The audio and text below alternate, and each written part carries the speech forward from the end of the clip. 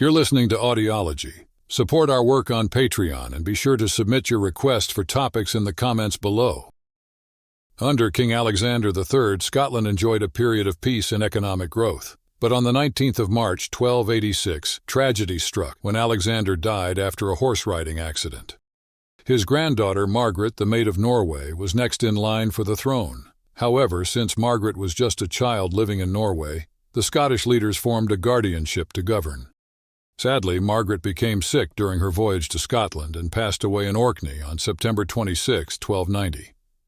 Her death left Scotland without a clear successor, leading to a power struggle known as the Great Cause, with various families vying for the throne. Seeing the country on the brink of civil war, the Scottish nobles called upon King Edward I of England to help sort things out. But Edward had a condition. He wanted everyone to acknowledge him as the Supreme Lord before he'd even start. In November 1292, at a grand court in Berwick-upon-Tweed Castle, John Balliol was declared to have the best legal claim to the Scottish throne. After taking control, Edward I quickly began to undo the decisions made by the Scottish nobility, and even demanded King John Balliol to appear in the English court like a regular citizen.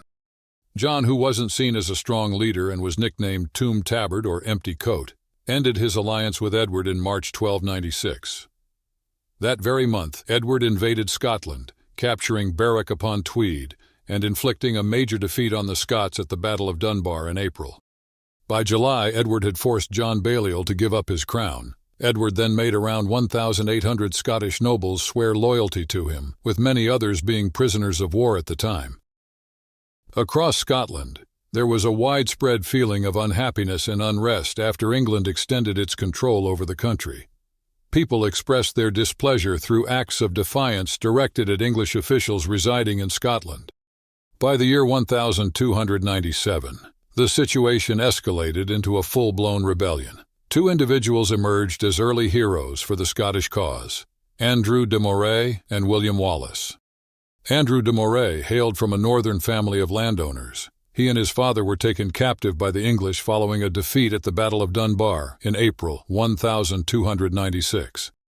Initially, Andrew was imprisoned in Chester Castle, situated along the Anglo-Welsh border, from which he managed to escape during the winter of 1296 to 1297. He returned to his father's castle in Avoch, on the northern coast of the Moray Firth. There he declared his allegiance to Scotland's king, John Balliol, and began to assemble a group of patriots. Employing guerrilla tactics, they attacked and seized control of English-held castles from Banff to Inverness, rapidly igniting a broader rebellion in the region of Moray against King Edward I's forces. William Wallace rose to prominence in May 1297 after assassinating William Hazelrig, the English sheriff of Lanark, along with his men. This action, potentially supported by Richard Lundy, sent shockwaves throughout Scotland, compelling many to rally behind him. Wallace received backing from Robert Wishart, the Bishop of Glasgow, providing legitimacy to Wallace's efforts which had previously been perceived by Scottish nobles as mere banditry. Wallace was joined in his cause by William Douglas and others. In June, Wallace and Douglas aimed to deliver a symbolic blow by targeting Scone, a sacred site where the English-appointed official, William de Ormsby, had been enforcing English law. Forewarned, Ormsby escaped before Wallace's attack. Edward I of England, preoccupied with affairs in France, reacted by dispatching troops under the command of Henry Percy and Robert Clifford to quell the Scottish uprising. Upon learning that William Douglas had sided with the rebels, Edward instructed Robert Bruce along with his vassals to confront Douglas. En route north, Bruce contemplated his allegiance and ultimately resolved to support the Scottish cause, famously stating, "No person holds his flesh and blood in hatred, and I am no exception. I must join my own people and the nation in which I was born." Bruce's alliance with figures like James the Steward and William Douglas indicated a strengthening unity among the Scots, although a brief attempt at an aristocratic revolt petered out near Irvine in July 1297. This deceleration was speculated to have provided time for Wallace to muster and train a force. Percy and Clifford misconstrued the halt as the terminus of the uprising and withdrew, allowing Wallace and Moray to press English forces south of the Forth River, confining them to Dundee Castle. As Wallace laid siege to Dundee Castle, he was informed of another English army advancing north. Delegating Dundee's defense to local leaders, Wallace and Moray, now allied, readied themselves to confront the English at Stirling, strategically positioning on the Ochil Hills. At this juncture, both Wallace and Moray were in their late 20s and had not yet been acclaimed as national heroes. While some Scottish nobles had reluctantly sworn loyalty to England yet continued to support the Scottish cause, Wallace's contingent was unambiguously pledged to Scottish independence.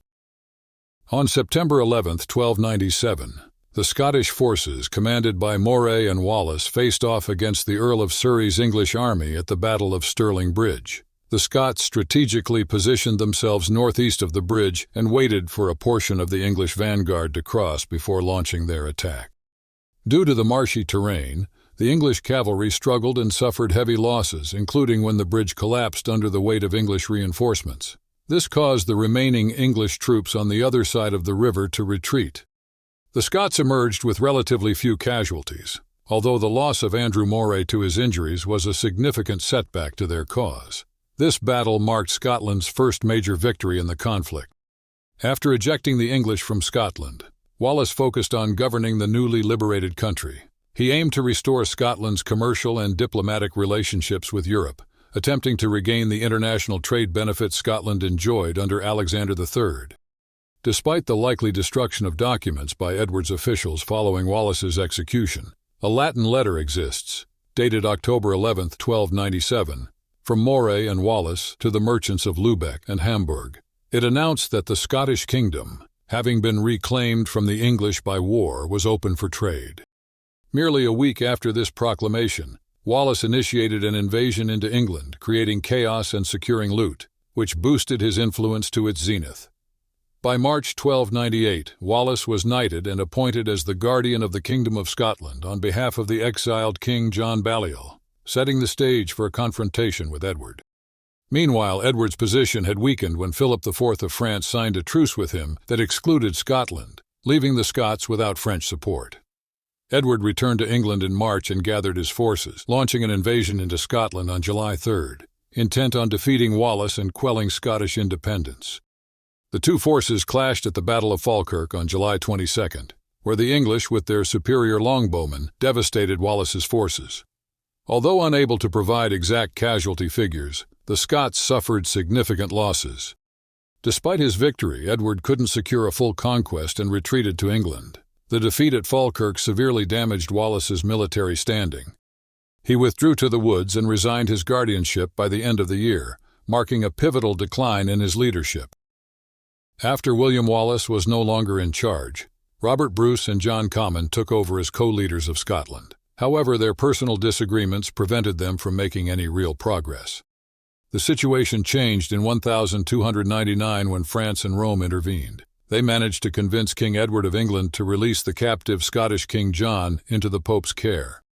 The Pope was not pleased with Edward's takeover of Scotland and officially reprimanded him in a document named Simus Fili. This document ordered Edward to cease his military actions and start negotiations with Scotland. Despite this, Edward chose to ignore the Pope's directive. Meanwhile, William Wallace was actively seeking support for Scotland in Europe. He traveled to France to request assistance from Philip IV, and he might have even visited Rome. To help maintain peace between Bruce and Comyn back in Scotland, William Lamberton, the Bishop of St. Andrews, was appointed as a sort of neutral third leader. During this period, the Scots successfully reclaimed Stirling Castle. In May 1300, Edward I refused to back down. He launched a large military campaign into Scotland, targeting Annandale and Galloway. This campaign is noted for its detailed documentation, offering a clear view of the English medieval army. Edward summoned his nobles in December 1299 for troops, requesting knights and sergeants, a type of soldier, who served without compensation, along with 850 paid soldiers from his own household. Although not all nobles responded, those who did brought significant forces. The cavalry was organized into 4 divisions, and Edward also attempted to assemble a grand infantry of 16,000 men, though he only managed to gather 9,000. The army's organization was meticulously detailed, highlighting the period's approach to structured military efforts. Still buoyed by a victory at Falkirk 2 years prior, Edward was resolute in his ambition to assert complete control over Scotland. This objective led to more battles and the capture of strategic castles. They took Caerlaverock Castle with little resistance. However, when the Pope once again demanded Edward vacate Scotland, and his plans encountered obstacles, he agreed to a truce and returned to England on the 30th of October. By the next year, Robert Bruce relinquished his leadership position, and Ingram de Umfraville succeeded him. But in May 1301, de Umfraville, along with John Comyn and William Lamberton, also stepped down. John de Soulis assumed leadership as he was viewed as neutral and wholly committed to Scotland's cause. His main focus was on restoring John Balliol to the Scottish throne. In July of 1301, Edward I of England initiated his sixth military attempt to bring Scotland under his control, employing a strategy that involved two separate attacks. His son Edward, the Prince of Wales, led one army, while Edward himself commanded a significantly larger force. The plan was for the prince to advance through the southwestern part of Scotland, securing significant victories. However, the prince's approach was more cautious than aggressive, sticking close to the Solway coast. The Scottish forces, under the leadership of de Soulis and de Umfraville, managed to engage the prince's troops near Lochmaben in early September, even as his forces took over Turnberry Castle, once owned by Robert the Bruce. They also posed a significant threat to Edward's own army, particularly at Bothwell, which Edward captured in that same month. Despite these efforts, by the time winter approached and both English armies regrouped at Linlithgow, they hadn't significantly weakened the Scottish resistance. By January 1302, a truce lasting 9 months was negotiated by Edward. This period also saw a notable shift in allegiance from Robert the Bruce, who, until then, had been an ardent supporter of Scottish independence. Several factors might have influenced this change. For one, Bruce was deeply conflicted about the continuous sacrifices demanded of his followers, family, and his own heritage in support of John Balliol, Scotland's exiled king, especially amid rumors that Balliol was planning a return with French military support. Such a return would likely eliminate any possibility of the Bruce family claiming the throne for themselves.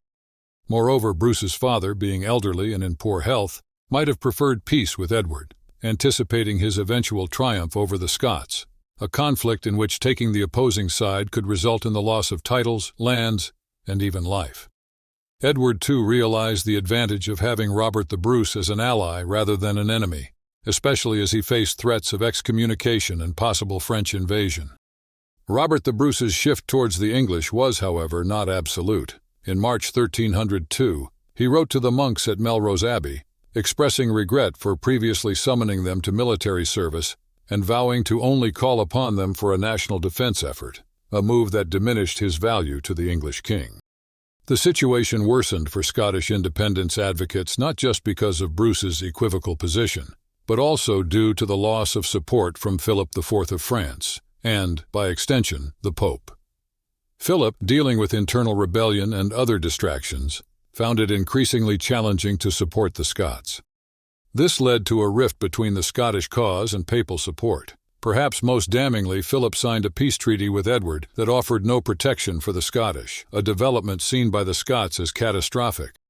In response, a high-powered Scottish group led by Soulis rushed to Paris to prevent such an outcome. During Soulis' absence, Comyn was named as guardian. Back in November 1302, when the peace break between the Scots and the English was up, Edward decided to wait until the spring to rally his army. During the winter, though, he sent John Seagrave and his troops to scout west of Edinburgh. Unfortunately for them, they walked right into a trap set by Comyn and Simon Fraser and got ambushed. Seagrave got seriously hurt in the process, and even though his men managed to rescue him later, the Scots were pretty pleased with themselves for this win. However, their joy was short-lived because by May 1303, Philip of France went ahead and signed a peace deal with England, totally leaving the Scots out of the equation. Now, with no international issues to worry about, Edward got ready for the big push to take over Scotland, starting his invasion in mid-May 1303. He split his army into two, leading one part himself and giving his son, the Prince of Wales, command of the other. Edward made his way through the east while his son took the west, but Wallace kept them from making smooth progress. Edward managed to get to Edinburgh by June, then pushed through various Scottish towns to reach Aberdeen by August. Comyn, faced with Edward's massive army, knew better than to try his luck in a direct fight. By the start of 1304, Edward's forces had the upper hand, making quick work of Fraser and Wallace's forces in the borders. This led to most of the Scottish leaders giving in to Edward by February, except for a stubborn few like Wallace, Fraser, and Soulis, who was in France. John Comyn was in charge of the negotiations on the 9th of February, insisting that there be a fair exchange of prisoners and no revengeful acts against the Scots. He wanted the Scottish laws and freedoms to remain as they were under Alexander III, with any changes to be made jointly by Edward and the Scots nobles. Most of the leaders got off relatively easy, with just a few exiled and the possibility of getting their lands back if they paid up. Soulis stayed out of the country, not giving in, while Wallace refused to give Edward the satisfaction of surrendering. Edward, looking to set an example, zeroed in on Wallace, making it clear that peace was off the table unless Wallace submitted entirely. Furthermore, Edward declared that some Scots, including James Stewart, de Sully, and Ingram de Umfraville, wouldn't be allowed back into Scotland until Wallace was captured, tasking Comyn, Alexander Lindsay, David Graham, and Simon Fraser with finding him. In May, Edward had successfully quashed most of the Scottish resistance and then directed his efforts towards capturing Stirling Castle. Determined, he besieged the fortress. When William Oliphant, the castle's defender, inquired if he could surrender, Edward essentially left the decision up to him with a cryptic response, implying Oliphant should choose whatever he thought best. Despite enduring 3 months of relentless siege tactics from Edward, the castle's defenders remained steadfast. However, as their situation became dire, they offered to surrender without conditions. Edward, however, insisted on demonstrating the might of Warwolf, his new trebuchet, before accepting their surrender. After another day of bombardment, the castle was in ruins and about 50 men surrendered. During this period, Robert Bruce appeared loyal to Edward, but was secretly plotting his advancement. On June 11, 1304, Bruce and William Lamberton, having observed the Scottish resistance at Stirling, entered into a covert pact, committing to support each other against all others. This agreement, which included a hefty penalty for betrayal, was a clear indication of their dedication to Scotland's independence, choosing to wait for the right moment to act following the eventual passing of the aging English king. By this point, Scotland had been left vulnerable, and Edward began integrating it into England. Despite formal participation from Scottish nobles in a newly formed government, real power was firmly in English hands. In May 1305, a parliament session was arranged to select representatives for a later meeting with the English Parliament to decide on Scotland's governance under English rule. Edward's nephew was appointed to lead Scotland's subordinate government, and significant casteels and strategic positions were placed under English control, albeit with some Scottish involvement in governance. Amid these political maneuvers, William Wallace, Scotland's most wanted man for his resistance efforts, was captured near Glasgow on August 3, 1305, betrayed by John Menteith's men. Following his capture, Wallace was transported to London with his legs bound under his horse. In London, he was subjected to a symbolic trial, then executed as a traitor on August 23, 1305, in Smithfield. His execution was gruesome. He was hanged, drawn, and quartered, with his head displayed on London Bridge and his limbs sent to various locations across Scotland, clearly intended as a stark warning from the English government. Let's dive into a significant piece of history, focusing on a pivotal moment for Scotland. On the 15th of September, a meeting took place between the English Parliament and Scottish representatives. Amid discussions, Edward, the King of England, expressed his distrust in Robert Bruce by instructing him to place his castle at Kildrummy under the care of someone he could vouch for. This action hinted that Edward had his suspicions about Bruce, who was a powerful figure with vast estates in Scotland and England and also held a claim to the Scottish throne. With a significant family, including his wife, daughter, and several siblings to consider, Bruce was facing a tough decision. He was well aware that laying claim to the throne would likely plunge the country into more conflict. Bruce's earlier agreement with Lamberton, aimed at securing both their positions and rights, was exposed by Comyn, a rival who, for reasons unknown, decided to inform Edward of their plans. Bruce, learning of his betrayal while at the English court, fled back to Scotland.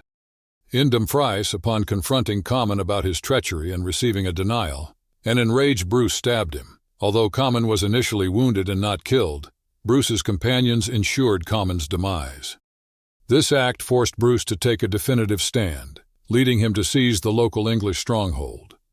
Understanding the weight of his actions, which included the murder of Comyn and the sacrilege involved, Bruce's fate hung in the balance. Yet his alliance with Lamberton and the support of the Scottish Church, who boldly sided with him against Rome's stance, became crucial as he laid claim to the Scottish throne. Moving forward to Bruce's path to becoming king, after the incident in Dumfries, he met with the Bishop of Glasgow, Robert Wishart. Instead of excommunicating Bruce, Wishart absolved him and rallied support for his cause. Together they headed to Scone, where Bruce was crowned as King Robert I of Scotland on the 25th of March 1306, just weeks following the turmoil in Dumfries.